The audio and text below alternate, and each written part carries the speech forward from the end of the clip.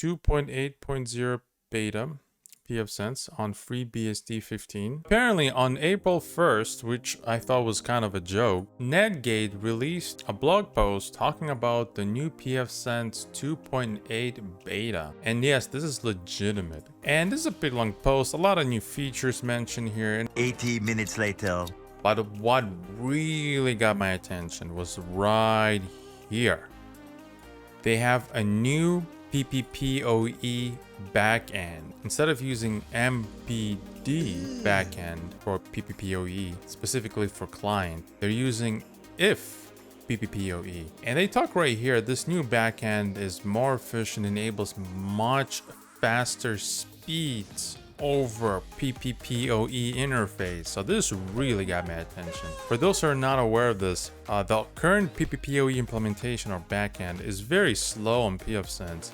It likes to use, in my experience, one core for downloading and multiple cores for uploading because it has to encapsulate the whole data stream into a single stream. But yeah, this really got my attention. So I'm going to be applying this new beta update to one of my pfSense Lab boxes. Anyway, so I want to apply an update or an upgrade to this pfSense box. Right now I'm running version 2.7.2. This is FreeBSD 14. The upgrade is FreeBSD 15, by the way. This is a really old PC engine. This is APU1 D4C or something like that. I can't remember. This is a really old processor, really slow. 2 cores on this processor. I have some packages installed. These are my current packages I have installed on this pfSense. Most of the viewers probably have this package installed to monitor the bandwidth utilization on their pfSense box. Here's mine on this lab. So I have some data here. I'm just curious if this data is going to retain after I perform the upgrade. I also have a cron job for ZFS scrubs. And before we do the upgrade, I want to back up my pfSense.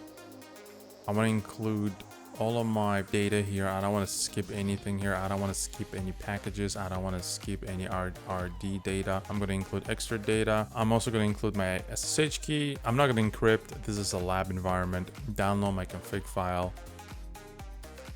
Save it. Now, let's go to updates. Now, our current branch is stable. It's going to check for updates. There's nothing here. As you can see, it's up to date. And I'm going to go to beta. I'm going to switch this to beta 2.8. Wait for it to load in. And right here, I believe this is the date. Yes, this is the date of this particular beta. It was released basically a few days ago. So at this point, I'm basically ready to apply this upgrade. I'm going to confirm it. It's going to start downloading packages. There we go. It's starting to download all the necessary stuff. Looks like it's a 433 megabytes it has to download right here, as I can see. So yeah, this is going to take some time. I'm probably going to cut this off, maybe spit it up in post-production. There's really nothing special here.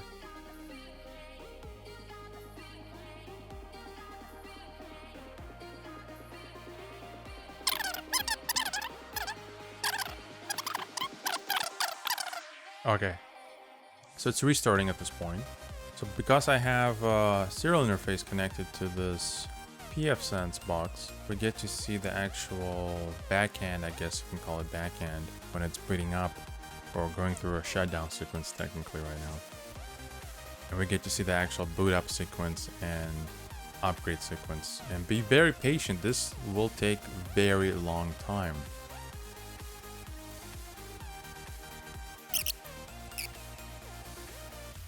Okay, so that was a boot sequence. I don't know if the microphone picked that up.